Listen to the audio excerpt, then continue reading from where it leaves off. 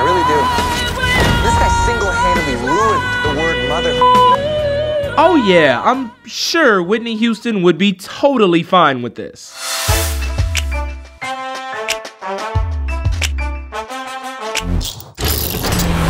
I can assure you, we're more than prepared for any assault. Prepared for that assault, motherfucker? Taking the #1 spot this week is a buddy cop flick that would make Danny Glover blush.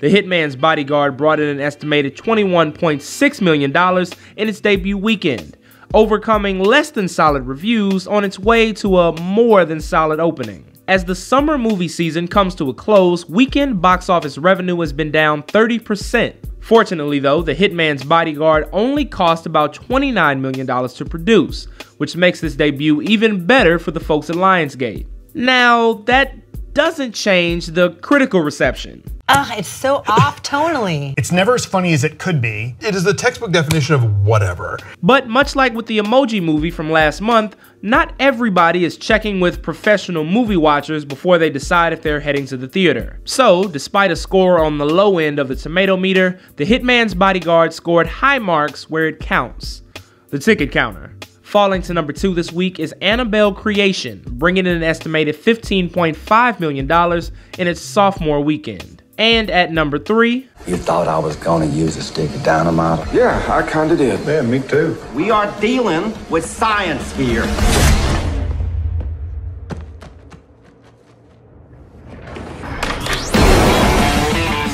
taking the #3 spot is this weekend's other new release. Logan Lucky brought in a mediocre $8 million in its debut weekend. Despite the average opening, Logan Lucky seemingly did everything right. For one, its stars include Daniel Craig, aka James Bond, Adam Driver, who doubles as Kylo Ren, and of course Magic Mike, who occasionally goes by Channing Tatum.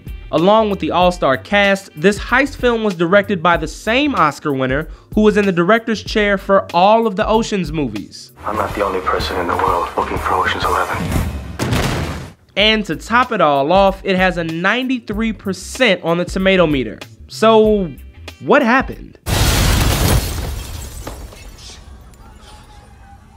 Jesus Christ!